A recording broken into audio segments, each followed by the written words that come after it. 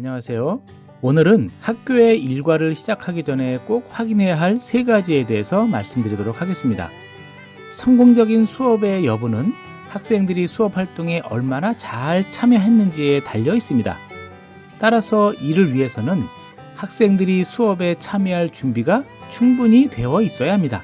선생님께서 학교의 하루 일과를 시작하기 전에 그리고 수업이 진행되는 과정에서도 이 준비 상태를 수시로 확인하신다면 학생들의 참여를 좀 더 이끌어낼 수 있을 것입니다. 그렇다면 학교의 일과가 시작되기 전에 꼭 확인할 필요가 있는 내용들에는 어떤 것들이 있는지 살펴보려고 하는데요. 이 시간에는 특히 학생의 생리적인 측면에서 살펴보도록 하겠습니다. 첫 번째는 수면입니다. 학생이 전날 집에서 잠을 잘 잤는지를 확인하는 것이 중요한데요. 수면이 부족한 경우에 학생들은 조금 더 예민해질 수 있고 신경질적인 행동을 보일 수도 있습니다. 특수교육 대상 학생 중에서 수면에 문제를 경험하는 학생들이 적지 않은데요. 너무 늦게 잠을 잔다거나 혹은 너무 일찍 일어난다거나 심한 경우에는 낮에는 졸고 밤에는 깨어있는 학생들도 있습니다. 즉, 집에서는 밤새 잠을 자지 못하고 학교에 와서 잠을 자는 경우도 있습니다. 방금 말씀드렸던 것처럼 수면이 부족한 학생들의 경우 주변 자극에 대해서 매우 예민하게 반응할 수가 있습니다. 그리고 어떤 경우에는 공격적인 행동을 보일 수 있습니다.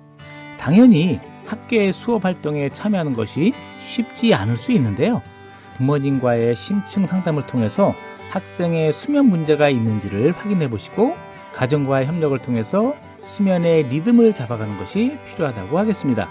물론 이 수면 문제는 일시적으로 경험하는 문제일 수도 있고 혹은 만성적으로 경험하는 문제일 수도 있습니다. 수면 문제가 만성적인 경우라고 한다면 수면 클리닉과 같은 의료적인 도움을 받는 것도 한 방법이라고 하겠습니다. 학교의 일과를 시작하기 전에 꼭 확인해야 할 두 번째는 바로 식사입니다. 한번 상상을 해 보겠습니다. 지금 이 영상을 시청하고 계신 선생님께서 어제 저녁 그리고 오늘 아침에 밥을 먹지 못해서 아주 허기진 상태로 연수에 참여하게 되었다고 생각해 보면 아이들의 마음을 조금은 이해할 수 있을 것입니다. 아마도 선생님의 머릿속에는 언제 밥을 먹을 것인가 혹은 점심에 무엇을 먹을 것인가 하는 생각이 가득할 것이고 연수의 내용은 귀에 들어오지 않을 것입니다. 그나마 선생님께서는 연수가 어느 정도 시간이 흐른 뒤에 끝날지 예측할 수 있고 그 이후의 행동에 대해서도 예측이 가능합니다. 허기를 채울 수 있는 다른 방법을 찾을 수도 있을 것입니다. 하지만 의사소통이 제한되어 있고 시간의 흐름을 이해하지 못한다면 학생의 머릿속에는 온통 배고프다라는 생각 혹은 느낌밖에 없을 것입니다. 학생이 공복 상태로 학교에 왔다면 그리고 배고픔을 느끼고 있는 상황에서 하루를 시작하게 된다면 학생이 수업 활동에 잘 참여하는 것은 매우 힘든 일입니다. 따라서 학급 단위든 혹은 학교 단위든 이런 학생들을 위한 배려가 필요하다고 생각을 합니다. 제일 중요한 것은 부모 상담을 통해서 식사를 거르지 않고 올 수 있도록 하는 것이지만 그럼에도 불구하고 학생이 식사를 하지 못한 상황이 확인되면 그에 필요한 조치를 취하는 것이 필요하다고 보겠습니다. 학교 현장에서 일할 때 이 문제로 교사 회의를 한 적이 있었는데요. 회의 결과 복도의 한쪽 코너에 빵과 음료수를 비치했던 기억이 있습니다.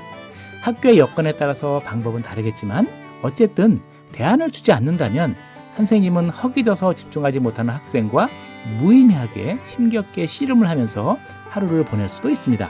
학교의 일과를 시작하기 전에 꼭 확인해야 할 마지막 세 번째는 배변입니다. 변비와 같은 배변 문제는 수면 혹은 허기와 같이 눈에는 보이지 않지만 불쾌함과 고통을 유발할 수 있습니다. 배변 문제로 힘들어하는 학생이라면 하루 일과 중에도 그 불쾌함으로 인해서 수업 활동에 집중하는데 어려움을 경험할 수 있습니다.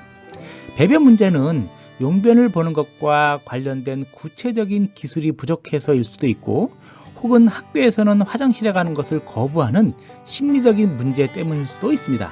그래서 용변 기술 훈련이 필요하다면 이를 실시할 필요가 있고 그리고 심리적으로 학교라는 공간에서는 용변을 보지 않는다면 아이들의 심리를 조금 더 편안하게 해서 학교 화장실을 이용할 수 있도록 하는 것이 중요하다고 볼 수 있습니다. 이처럼 수면, 식사, 배변이라고 하는 가장 원초적인 생리적 문제를 경험하고 있는 경우, 그리고 그런 문제나 어려움을 적절히 표현하는 데 어려움이 있는 학생이 수업 활동에 적극적으로 참여하는 것을 기대하기는 어렵다고 볼 수 있습니다.